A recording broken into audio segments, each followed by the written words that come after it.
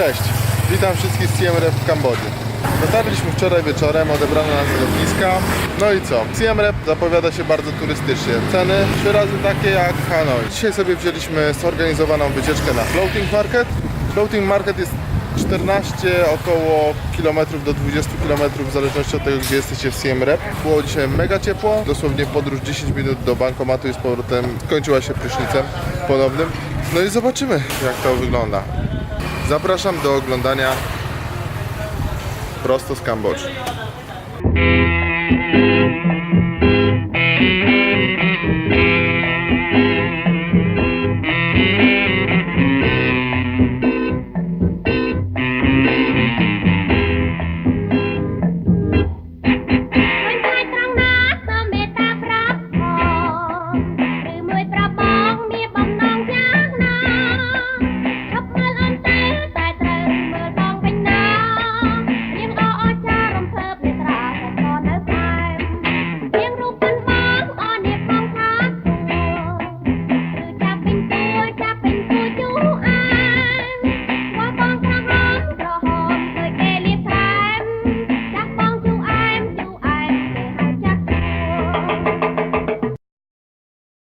Wczoraj na tych polach, które tam z tyłu są, było sucho.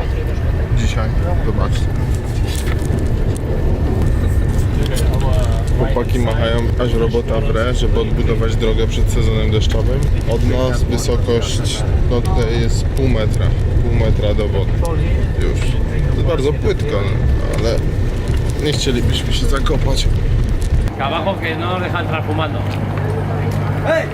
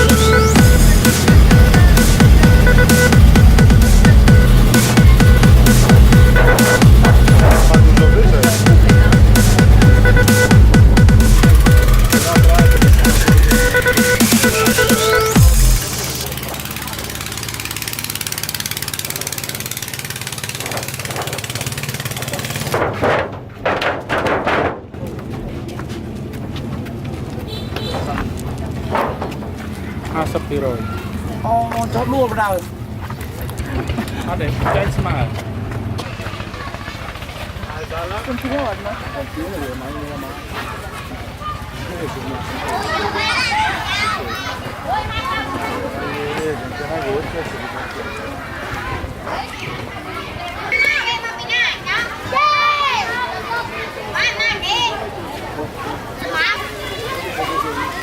Okay, so ladies and gentlemen, right now we are here at this village named Kampong Plok. Kampong Plok, this village the population almost 600 families, almost 600 families, around 3,000 people. We have a big family, one family around 5 or 7 or 8 people.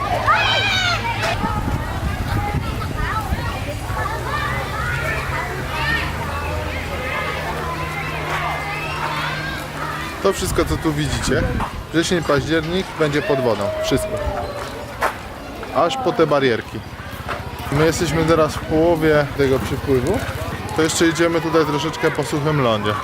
Ale wrzesień, październik woda urośnie do 2 metrów tutaj nawet. I to wszystko będzie pod wodą. Część już tej wioski jest pod wodą. Akurat my zjechaliśmy na suchy ląd. Od lipca zaczyna tutaj przypływać woda. Z lądu można tutaj przyjechać w porze suchej. W porze mokrej no już niestety się nie da.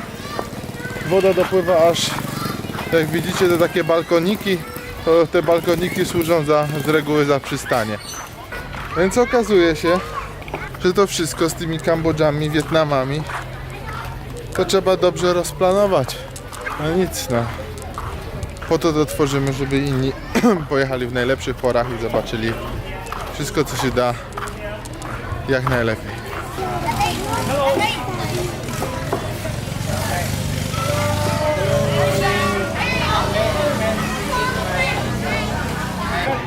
Idź kotek, wrzuć pieniążka jakiegoś. Nie mamy chyba drobnego pieniążka. Nie wiem, kochanie, czy mamy jakieś pieniążki. Chodź, bo jesteś bez serca, idź wrzuć pieniążka. Ty tam wiesz, że bez serca jestem. Bez serca, idź wrzuć pieniążka.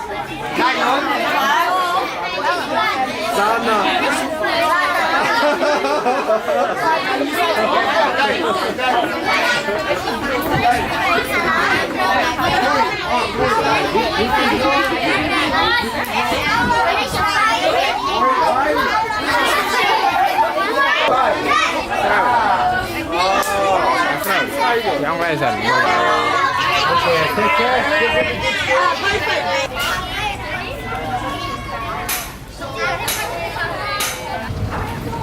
No to jedziemy dalej.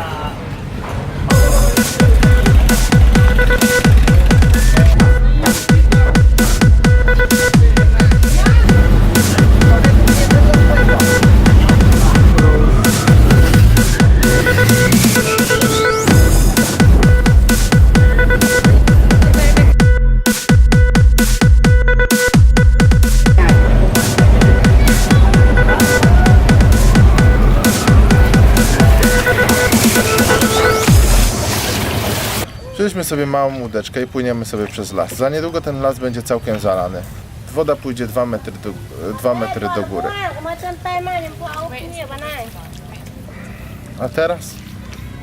A teraz sobie płynę i wypoczywam na łódeczce. I staram się to wszystko oglądać z całkiem innej strony.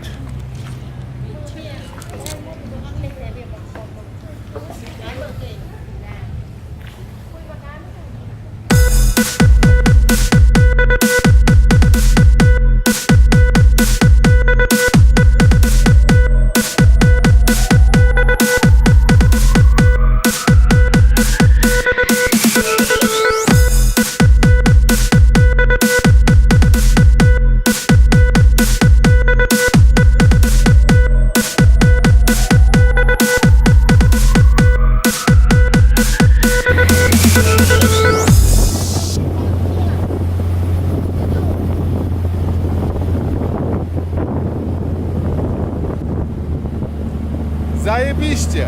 To jeziorko ma 150 km szerokości, 30 km tak. To co wpływamy nie liczy się do rozmiarów tego jeziora. Największe jezioro tutaj, 5 prowincji ma dostęp do słodkiej wody. Teraz woda, jak zobaczycie, jest taka brunatna, ale za około 2 miesiące mają wystawać tylko korony drzew. Woda wtedy zrobi się niebieska. Kolor wody teraz jest spowodowany tym, że są bardzo mocne opady gdzieś w górach i generalnie całe to błoto jest wymieszane. Jest bardzo płytko, około 1 metra tutaj. Woda powinna podejść, zobaczcie, na taką wysokość, że łodzie będą dobijały o tutaj u góry. Ci ludzie tu żyją i ci ludzie tutaj pracują. Na dole, na tych palikach, tam pod spodem, mają magazyny. Trzymają tam zwierzęta, można zobaczyć krokodyle, można zobaczyć węże, świnie. Więc jeśli ktoś chce przyjechać w porze suchej, to tak od lutego do lipca. Tak najlepiej po środku, marzec, kwiecień. Wtedy zobaczycie wszędzie tu pola ryżowe. Jeśli ktoś chce przyjechać w porze mokrej, a widział na przykład Azja Express, wtedy musicie przyjechać koło października. Dlatego, że teraz woda zaczyna podchodzić do góry, a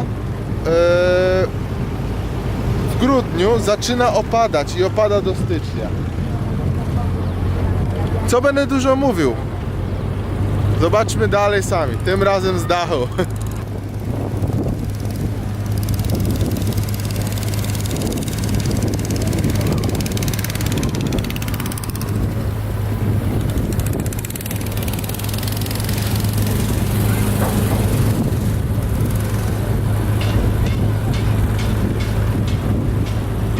Najlepsze floating village, w którym byliśmy, a byliśmy w 2 albo w 3 ładnych.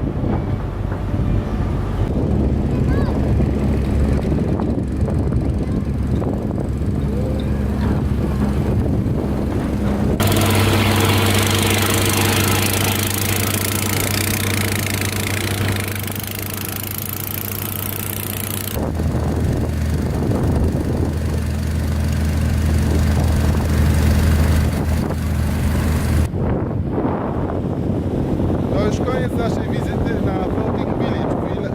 Zbliżamy się do brzegu. Myślę, że będę robił krótsze urywki, na przykład z jednej atrakcji albo z kilku atrakcji, dlatego że złożyć jeden długi film jest mi bardzo ciężko. Nie mam na to czasu, a wszyscy się pytają, gdzie jest kolejny. Dlatego ten film, póki świeżą pamięć mam, złożę wcześniej. Zanumeruję go gdzieś około 15. To będzie film 15, może 20. I w międzyczasie postaram się robić filmy w miarę na bieżąco, a tamte do tyłu uzupełniać. Bo naprawdę, uwierzcie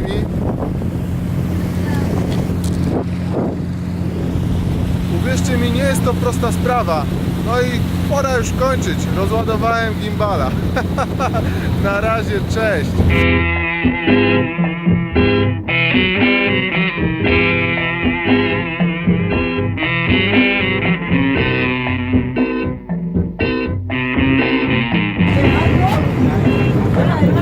Widzicie te dwie tam na końcu, przywiązane linkę i taką kierownicę? Wam pokażę, jak to działa. Tu jest linka. Tu jest linka. Ta linka idzie tam. Jest przyczepiona tutaj do kierownicy. Tu jest skrzynia biegów, to co widzicie. Kierownica ciągnie te linki. Te. Dzięki temu ten ster tam na końcu się skręca. O, pan wcisnął sprzęgło. Tak, tu jest sprzęgło.